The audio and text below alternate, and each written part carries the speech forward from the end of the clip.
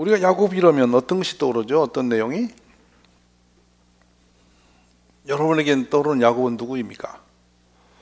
지금 이 호세아서에서 야곱을 부르실 때는 하나님께서 야곱이라는 그 이름을 긍정적 요소보다는 지금 그렇지 않은 요소를 많이 가지고 부르신 장면이에요. 언뜻 보기에는 야곱은 믿음의 엄청난 조상 역할을 했던 분이에요. 근데 처음부터 그렇게 산 분은 절대 아니에요. 야곱의 평생은 어마어마하게 엇갈린 길을 걸었던 분이죠. 일생 동안 거짓과 속임수와 속임을 당함과 끝없이 거짓된 역사를 써왔던 분이에요. 기질도 굉장히 이기적이고 야심이 많은 사람이었어요. 그러지 않았습니까? 자신의 축복을 위해서 늙어 눈이 어두워서 분별도 잘 못해서 이제 유언적으로 축복하려고 가서 산에 가서 사냥을 좀 이렇게 해오라라고 하면서 그걸로 아비가 마지막 먹을 음식을 요리해 오너라 그러면 내 축복하면 이렇게 했는데 그 자리에서 엄마와 함께 손을 잡고 그 아버지를 완전히 속여버린 사람이에요. 형에 대해서는 배신자였고 아버지는 속이는 그런 부도덕한 아들이었습니다. 평생 굽어진 길을 걸었던 사람이죠. 근데 마음은 하나님께 이렇게 복을 받겠다는 끈을 가지고 너무도 유선적이고 거짓된 길을 많이 걸었던 사람이에요.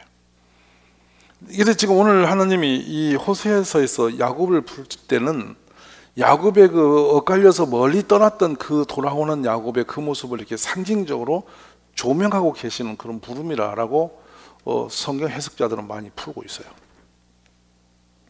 우리도 마찬가지로 여기서 조명이 됩니다. 이 본문에서. 심지어 그 아버지가 짐승을 사내가 잡으러 할 때 염소떼로 가서 좋은 염소 새끼 2마리를 이렇게 잡아가지고 그거를 요리를 허둥지둥 해놓고 자기는 이렇게 남성답게 이렇게 털이 없는 팔이니까 짐승 털로 유장을 해가지고 아버지가 눈이 어도 잘 모르는데 심지어 아버지한테 가서 아버지가 야 음성은 야곱이고 어떻게 매끈매끈한 그 아들인데 네가 어찌 이상하다라고 말씀하시는데도 끝까지 그 아버지를 속이죠. 속여 먹습니다. 아버지가 속아요. 그래서 그 맏아들인 줄 알고 그에게 장자의 축복을 쏟아요. 이 장면이 성경에서는 참 가슴 아리게 옵니다. 야곱이 아버지에게 나가서 내 아버지하고 부르니 내가 여기 있노라 내 아들아 너가 누구냐 이렇게 묻습니다. 야곱이 대답합니다. 나는 아버지의 맏아들 에서로소이다 이렇게 말해요. 참 야비한 인간이죠. 눈이 어두워서 앞을 분별을 잘 못하는 아버지에게 그렇게 한단 말이죠. 아버지께서 내게 명령하신 대로 내가 하였사오니 어서 일어나서 내가 사냥한 고기를 잡수시고 아버지 마음껏 내게 복을 좀 축복 좀 해주세요 이렇게. 이삭이 그의 아들에게 이르되 내 아들아 내가 어떻게 이같이 속히 잡았냐 의심스러운 거예요. 그가 이르되 아버지여 하나님이 여호와께서 하나님까지 끌어냅니다. 나로 순조롭게 만나게 하셨음입니다 이렇게 말해요. 자 그러면서 이삭이 야곱에게 말합니다. 내 아들아 가까이 오라. 내가 과연 내 아들 에서인지 아닌지 내가 너를 만져보려 하노라. 의심이 잔뜩 들은 거죠. 음성이 아니니까. 야곱이 아버지 이삭에 가까이 가니 이삭이 만지며 이르되 음성은 야곱의 음성이나 손은 에서의 손이로구나. 소름 돋는 너무도 불손한 그런 야곱의 역사가 여기 드러나죠. 그의 손이 형 에서의 손과 같이 털이 있으므로 분별하지 못하고 축복하였더라 이렇게 되어 있습니다. 여러분 이 사연을 들을 때 여러분 마음이 어떻습니까? 야곱이 좋은 사람입니까? 나쁜 사람입니까? 대단히 어찌 보면 욕망으로 인해서 자기 아버지하고 마지막 헤어짐이 될지도 모르는 그 과정에서도 아버지를 속이는 그 사람이죠. 근데 야곱이 그 일로 인해서 위험을 당하고 드디어 외삼촌 라반의 집으로 들어갑니다. 20년 동안 10번의 품삯을 사기당하죠. 그런데 달아나고 싶어도 달아날 수 없이 운명적인 발목이 잡힌 채로 20년 동안 혹독한 세월을 보냅니다. 야곱의 일생이 그랬습니다. 몸부림을 쳐봤지만 항상 그의 형편은 자기 뜻대로 풀리지 않았죠. 그래 결국에 유삼촌의 손에서 벗어나고 싶었지만 벗어나지 못합니다. 이리 빠져나오고 싶으면 저리 엮이고 저리 나가려면 이리 엮이면서 계속 20년 동안 얽매여 살아요. 여기서 우리가 볼 수 있는 하나의 많은 영적인 의미가 있습니다. 광야길 그냥 내달려가 버리면 14일 길이라고 합니다. 누구도 다리를 발을 묶어놓거나 어떤 감옥처럼 울타리 친 적이 없어요. 근데 하나님이 안 풀어놓으시니까 40년간 그 자리에 서 있는 겁니다.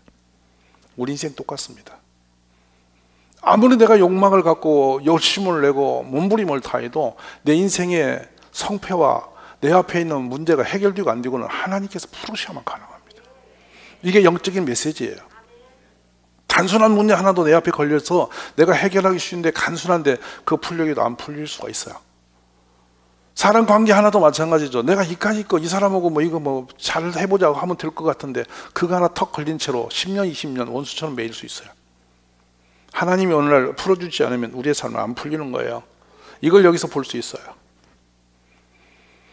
그가 가정 하나 일으켜보려고 몸부림한 장면이 창세기 31장에 나와요. 야곱이 자기 가정 한번 세워보려고 얼마나 몸부림했는지를 볼 수 있는 장면이에요. 그때가 언제냐면 사랑하는 아내 라헬이 늦게 요셉을 낳았을 때예요. 야곱이 드디어 삼촌에게 갑니다. 유삼촌에게 가서 나를 보내 내 고향 나의 땅으로 가게 도와주세요. 내가 유삼촌에게서 일하고 얻은 처자를 내게 주셨으니 나로 가게 해주세요. 내가 유삼촌에게서 한 일은 유삼촌이 알고 계시지 않습니까? 이제 자유하고 싶었던 겁니다. 유삼촌 집에서 가고 싶었죠. 그러나 유삼촌이 또 얽어맵니다. 얼마든지 도망갈 줄 알았더니 도망갈 방법이 없습니다. 그래서 야곱이 또 고백합니다. 31장 38절에 내가 이 20년을 유삼촌과 함께 하였거니와 유삼촌의 암양들이나 암염소들이 낙태하지 아니하였고 또 유삼촌이 양떼의 순양을 내가 먹지 아니하였으며. 대단히 가슴 아픈 고백입니다. 목동으로서 양치기로서 자기의 몫이 있었는데 그것도 자기가 건드리지도 않고 유삼촌 걸 그냥 계속 풀어서 해놨다는 거죠. 근데 더 야비한 장면이 여기 나옵니다. 물려 찢긴 것은 내가 유삼촌이로 가져가지 아니하고 낮에 도죽을 맞았든지 밤에 도죽을 맞았든지. 자, 도죽을 맞고 짐승에게 물려 죽는 것은 이건 양치기가 책임을 안 져도 되는 선을 넘은 것이죠. 누가 양치기가 짐승에게 양 새끼를 물러가도록 놔주겠습니까? 열심히 지켜도 큰 양떼를 저쪽에서 물고 가면 어쩔 대책이 없어요. 그 도적이 와서 막 위협을 하고 갑자기 도둑질을 가는 거 한 발면 도둑이 와서 잡아가는 걸 자기 불가항력적인 거 있어요. 근데 유삼촌이 어떻게 그 문제를 해결했냐면 그것마저도 내 손에서 찾았으므로 유삼촌이 내가 스스로 그것을 삼촌이 달라고 하기 전에 다 채워놨습니다. 야곱이 이 삼촌 집에서 인정받고 자기의 길을 찾기 위해서 이만큼 철저하게 자기 인생을 몸부림하고 있었음을 보여준 장면이죠. 근데 유삼촌 라반은 철저하게 야비한 사람이었습니다. 자신의 재산에게는 아주 무인정스럽게 챙기면서도 조카 야곱에게 줄 것은 철저하게 도둑질한 사람이죠. 우리 이 야곱의 몸부림이 여러분 삶에 보이지 않습니까? 가정 하나 세우기 위해서 우리가 그토록 몸부림하는데 왜 풀리지 않는가? 한번 뭐 그냥 살아보고 싶어서 내가 정직하게 바르게 살고 싶어서 남다른 몸부림을 하는데 왜 나에게는 손에 쥐어준 게 없노? 그리고 왜 이 열매진 내 인생에서 한 발도 나가지를 못하는가? 작년에도 금년에도 항상 그곳에서 나는 이렇게 똑같은 상황으로 몸부림하면서 허덕거리고만 있을까? 이런 생각을 야곱을 통해서 여러분 볼 수 있기를 원합니다. 다 변상을 받아 자기 건 챙기면서도 야곱의 줄 것만은 철저하게 속에서 착취해버린 유삼촌이죠. 형과 아버지를 속인 그 대가는 너무도 혹독했던 것입니다. 인정사정 없이 다 걷어버린 사람. 품삯도 자기 거, 도둑질 당한 것도 다 물어내게 하고 심지어 짐승에게 물려간 것도 다 물어내기 위해서 야곱의 걸 다 털털 털려서 야곱은 빈손잡이입니다. 그 세월이 어느덧 20년, 청춘이 다 지나버렸습니다. 야곱이 이런 표현합니다. 내가 이와 같이 낮에는 더위와 밤에는 추위를 무릅쓰고 눈 붙일 겨를도 없이 지냈습니다. 참 눈물 나는 장면입니다. 눈 붙일 겨를도 없이 낮에는 뜨거운 태양빛 아래서 밤에는 그 추위를 무릅쓰고 유삼촌 앞에 허물을 잡히지 않으려고 힘을 다했다는 거죠. 근데 내가 유삼촌의 집에 있는 이 20년 동안이 유삼촌의 두 딸을 위하여 14년을 살았고 유삼촌의 양떼를 위하여 6년을 유삼촌에게 봉사했습니다. 유삼촌께서 내 품삯을 그러나 10번이나 훔쳤습니다. 한가할 수 없는 이 아픔을 야곱이 그 삼촌에게 부르짖고 있어요. 그런데 야곱이 이런 말을 이어갑니다. 우리 아버지 하나님입니다. 나의 하나님이라는 얘기를 안 해요. 우리 아버지 하나님, 아브라함의 하나님, 곧 이삭을 경유하는 이가 나와 함께 계시지 아니하였더라면 유삼촌께서 이제 나를 빈손으로 돌려보냈으리다마는 하나님이 내 고난과 내 손의 수고를 보시고 어젯밤에 유삼촌을 책망하셨나이다. 아멘이십니까? 근데요, 요 절박한 가운데도 야곱은 하나님 앞에 돌아가지 않습니다. 하나님의 은혜가 있었고 하나님이 자기를 지키셨고 하나님이 자기를 축복하는 줄은 마음으로 그렇게는 희미하게 알고 있는데 온전히 하나님 앞에 자신을 드리지 않고 있습니다. 우리 교회 다니면 그렇죠.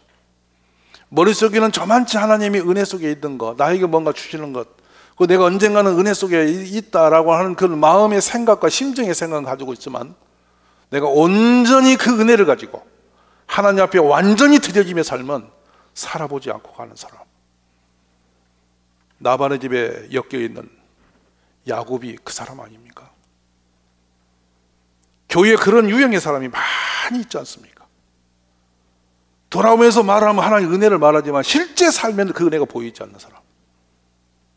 머릿속에는 하나님의 은혜를 늘 말하고 그리고 있는 것 같지만 실제는 그 은혜를 헛되이 방치하면서 신앙생활을 하는 거 보면 껄쩍하니 살면서 말을 하면 그때 은혜였다고 말하는 그 사람이 여기 야곱과 같은 사람 아닙니까? 어렴풋한 은혜. 20년 동안 고난의 시간에 마음이 힘들 때 그냥 하나님은 나를 지키시겠지. 그래서 오늘도 이렇게 하루 무사해. 이 정도로 가지고 있는 신앙들.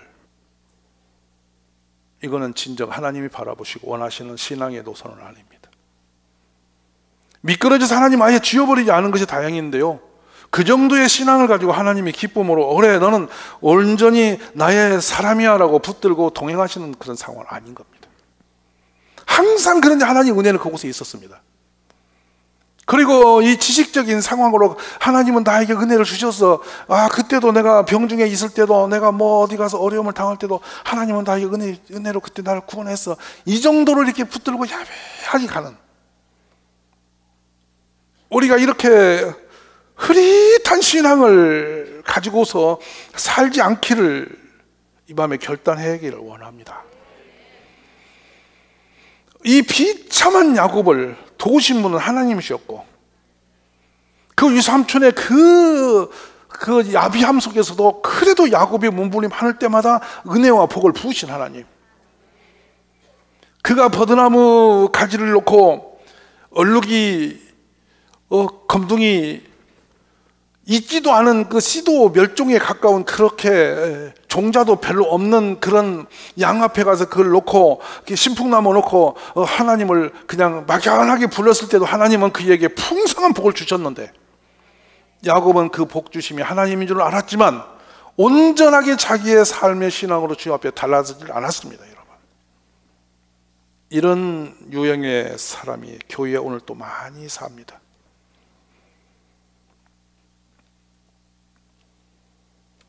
야곱이 이 삶을 돌아오면서 아주 노년에 먹고 살 길이 없어서 아들들을 애굽 땅으로 구걸하러 보냈을 때 그 애굽으로 초청을 받아 가게 되죠. 바로 앞에 서게 됐습니다. 너가 누구냐라고 물을 때 바로 앞에서 그는 자기 인생을 이렇게 고백합니다. 나의 나그네 길의 세월이 130년입니다. 내 나이가 얼마 못 되나 우리 조상의 나그네 길의 연조에는 미치지 못하니 그러나 험악한 세월을 보내었나이다. 그렇게 하고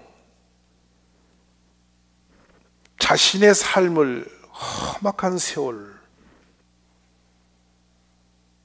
열조의 그 영광스러운 삶까지는 나 살지 못했지만 내 나이는 이제 이만큼 와서 늙어졌다라고 고백을 하고 있는 장면. 왜 야곱은 험악한 삶을 살 수밖에 없었을까 하는 부분이 있어요. 그의 어떤 하나님의 운명적인 역사가 있겠지만 야곱은 처음부터 속임수와 굽어진 길을 거침없이 내달려간 사람이었습니다. 하나님은 끝없이 그를 아픔 중에 찾아오셨고 그를 만나주셨습니다. 그러나 야곱은 이내 그 은혜를 딱 놓고 다시 자기의 욕망의 길로 돌아서서 간 사람입니다. 루스에서 가장 처량하고 비참했던 시절이 있었습니다. 이제 당장 형이 에서에게 죽을 수밖에 없는 위험 속에 그의 운명이 정말 위태했습니다. 그래서 어머니가 기름 한 병 손에 쥐어 급히 친정길로 도망길을 치게 했죠. 두려워서 가다가다 허덕이고 가다가다 너무도 지쳐서 한밤에 쓰러져서 광야에서 엎드려져 잠을 잤습니다. 처량하고 고난 시간이었죠. 그런데 하나님은 그를 불쌍히 여기사 그 밤에 환상 중에 하늘문을 여시고 천사들을 동원하여 사닥다리를 내리시고 하나님의 군사가 얼마나 위대하고 강한지를 그에게 퍼포먼스 하시면서 그를 만나주셨습니다.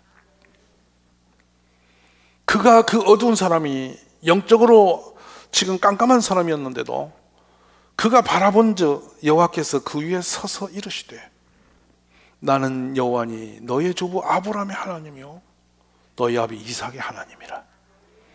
너가 누워있는 그 땅을 내가 너와 너 자손에게 줄 것이다. 내 자손이 땅이 티끌같이 뛰어 너가 서쪽, 동쪽, 북쪽, 남쪽으로 퍼져 나갈지며 땅의 모든 족속이 너와 내 자손으로 말미암아 복을 받을 것이다. 하나님은 야곱이 아무것도 한 것이 없어도 그냥 막연하게 나도 하나님이 주시는 복 좀 받아야 되겠다고 그 거짓되고 위선적으로 그런 야비한 길을 걸었을지라도 하나님은 그러나 그를 버리지 아니하시고 결정적으로 이제 낙심하여 넘어질 그곳에 다시 찾아오셔서 이와 같이 약속의 축복을 하고 계시는 겁니다. 우리들이 완성된 믿음으로 하나님 모시기에 합당한 길을 서지 못하고 내가 이리 비틀 저리 비틀 세상의 욕망을 가지고 비틀거리고 달지라도 하나님은 때에 따라 우리가 공고하고 쓰러져 지쳐있는 그곳에 찾아오셔서 말씀을 주시고 언약을 하시고 복을 주시는 분이 하나님이십니다. 내가 너와 함께 있어 너가 어디로 가든지 너를 지키며 너를 이끌어 이 땅으로 돌아오게 할지라. 내가 내게 허락한 것을 다 이루기까지 내가 너를 떠나지 아니하리라. 정처 없이 야반도주하는 야곱에게 이 말씀은 얼마나 위로가 되었고 얼마나 힘이 되었겠습니까? 그런데 야곱은 그 하나님을 그곳에 이곳이 베델이라고 해놓고 다시 혼자 홀로 호련히 또 인생길을 걸어갑니다. 바로 이것이 하나님을 살아가는 부실한 우리들의 모습이 아닌가 생각이 듭니다. 근데 여러분, 에서가 그의 가족과 동물을 쳐 죽이기 전에 하나님 먼저 오셨습니다. 이게 하나님의 은혜입니다. 내가 믿음으로 하나님을 붙들겠다고 일어서기 전에 주님 먼저 나를 깨우신단 말입니다. 오늘 이 밤이 그 밤이 되기를 저는 원합니다.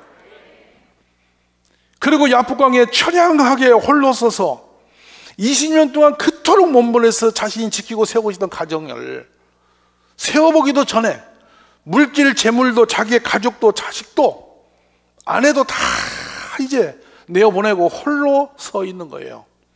이것이 인생이에요. 평생 세워보겠다고, 내가 지켜보겠다고 그렇게 애착을 가지고 몸부림이 하는데 한순간에 어느 순간에 다 떠나고 나홀로 서지는 벌거숭이 되는 거, 이것이 인생이에요. 근데 그곳에 하나님이 오신단 말입니다. 저는 이 장면을 볼 때마다 가슴이 너무도 눈물이 난 장면이죠. 홀로 서본 사람만이 이 장면을 알아요. 가장 고난스럽고 가장 힘들 때 내 손 붙들어줄 그 사람이 그때 등을 돌리고 가는 거예요. 이게 욥의 삶이었어요. 이게 인생이에요. 위로가 될 줄 알았고 힘이 될 줄 알았고 나의 울타리가 될 줄 알았던 그 사람이 등을 돌리는 거예요. 그런데 주님은 그곳에서 오시는 겁니다. 하나님은 우리를 사랑하신 분이세요. 세상 사람이 다 날 버려도, 다 배신해도 주님은 나를 사랑하시고 지키시는 분이세요. 내가 아무리 등을 돌리고 배신을 때리고 내가 아무리 세상이 좋다고 뒤집어져서 눈을 부릅뜨고 하나님 어디 있냐고 도리번거려도 하나님은 우리를 버리시지 않는다는 것입니다. 그만큼 하나님 우리를 사랑하시되 죽도록, 죽음보다 강한 사랑으로 우리 곁에 계신 분이세요. 정말 놀라운 것은 하나님이 오셔요. 그 야곱 보고 이전에 나와 만났던 그곳으로 오라고, 나오라고 그러세요. 초청을 하세요. 지금 어디쯤 가고 있는 그 누구를 이 밤도 하나님은 부르신다고요. 내게로 오라고, 나에게로 나아오라고, 그리하면 살 거라고. 이에 야곱이 자기 집안 사람과 자기와 함께한 모든 자들에게 이르되 너희 중에 있는 이방 신상들을 내버리고 자신을 정결하게 하여 너희들의 의복을 바꿔 입어라. 우리가 일어나 베들로 올라가자. 내 환난 날마다 내게 응답하시며 내가 가는 길에서 나와 함께 하신 여호와께 나가자. 내가 거기서 제단을 쌓으리 하노라. 이게 야곱이 드디어 하나님의 사람으로 바꿔지는 장면입니다. 하나님께 나아오라. 나오면 사는 겁니다. 하나님께 돌아오면 길이 있는 것입니다. 여러분, 오직 주께서만 길을 열 수 있습니다. 오늘 말씀을 맺습니다. 인애와 정의를 지키며 여호와께로 돌아와서 항상 너희 하나님을 바라볼지어다. 오늘 이 말씀이 우리의 고백이 되기를 원합니다. 만군의 여호와여, 주께 의지하는 자는 복이 있나이다. 이스라엘아, 여호와를 바랄지어다. 여호와께서는 인자하심과 풍성한 속량이 있습니다. 나의 영혼아, 잠잠히 하나님만 바라라. 물은 나의 소망이 그로부터 나오는도다. 세상은 소망이 없는 곳입니다. 인간의 힘과 노력을 다 끌어올려도 우리의 길을 열지 못하는 게 인생입니다. 그런데 여러분, 연약하고 길이 없는 인생도 손들고 주 앞에 서고 주님을 바라보면 주께서 우리를 영화롭게 하시고 길을 내주시고 적을 한 길로 온 적을 일길로 내쫓아 주시며 갈 길을 열어주시되 홍해도 가려서 평탄한 길을 만들게 하시고 여리고서 무너뜨려서 우리가 정복하게 하시며 요단을 멈추고 우리가 가게 하시는 게 하나님이십니다. 오늘 이 밤에 그 하나님을 여러분 믿음으로 만나시기를 주의 이름으로 축원합니다.